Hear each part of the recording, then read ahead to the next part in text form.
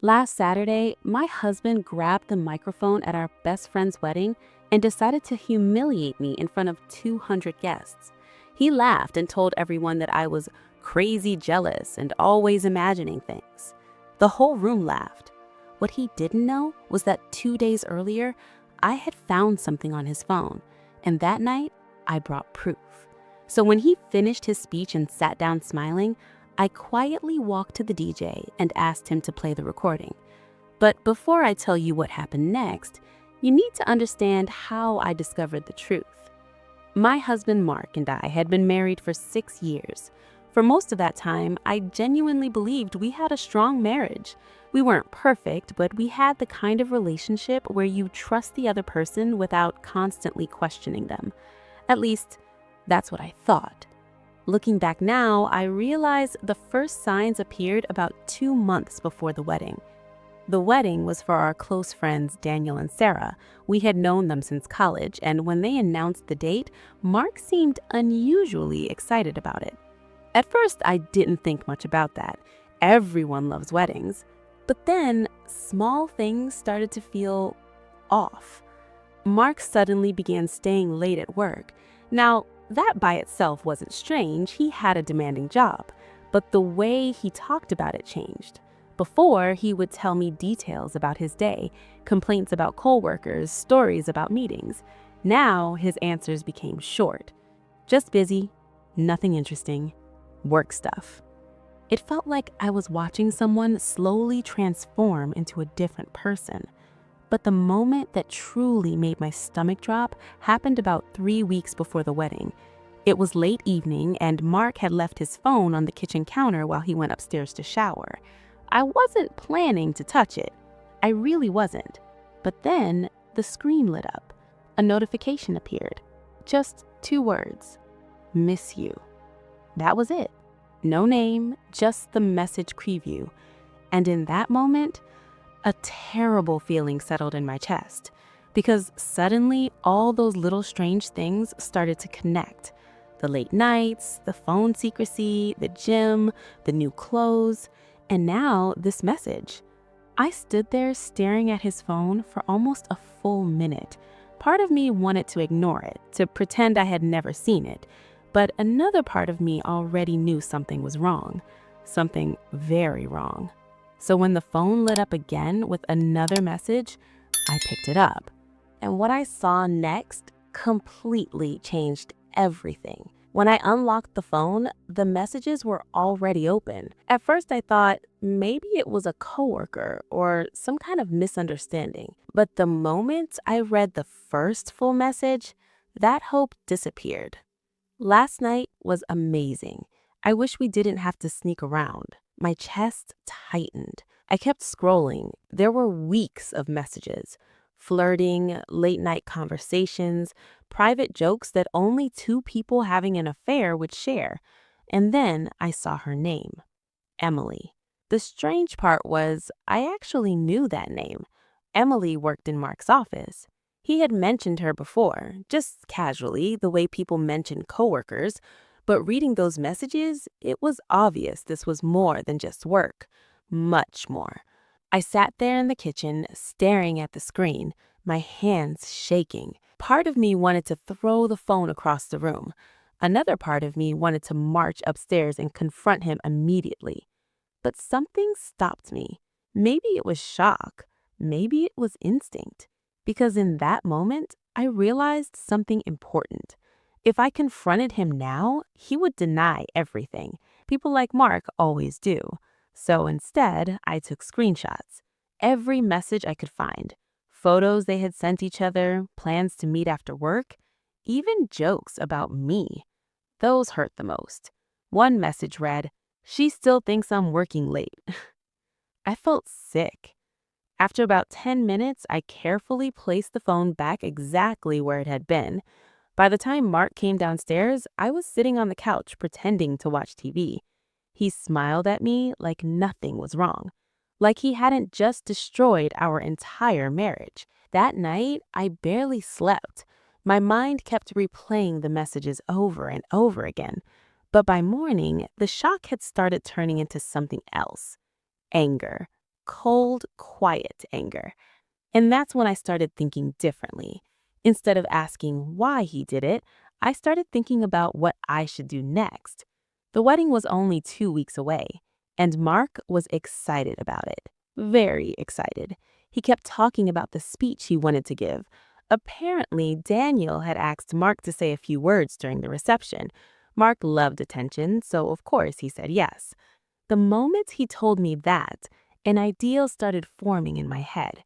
At first, it was just a small thought, but over the next few days, that thought slowly turned into a plan. You see, the screenshots alone weren't enough for me. I wanted something stronger, something undeniable. So a few nights later, when Mark was asleep, I quietly took his phone again. This time, I opened the voice recorder app, and I recorded something.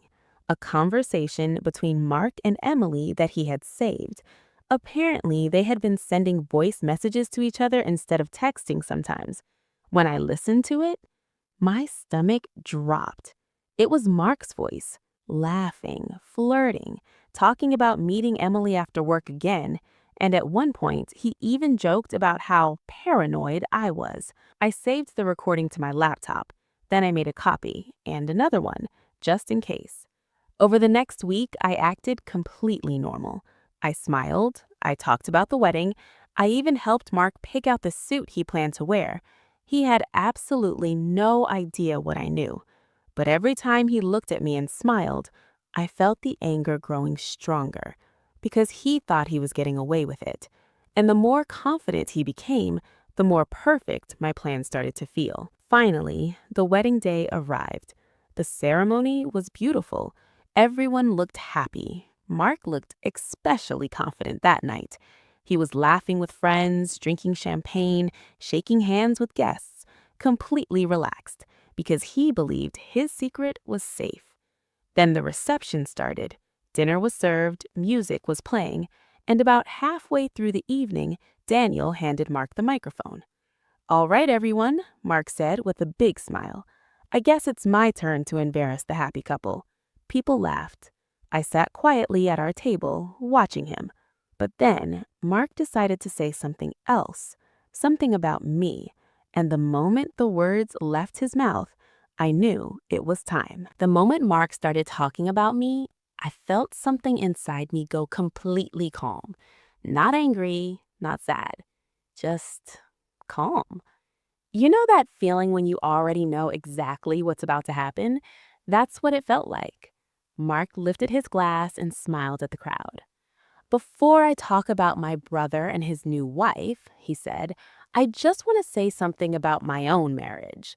People laughed politely. He pointed at me across the room. "My wife, Sarah, has always been a little suspicious." More laughter.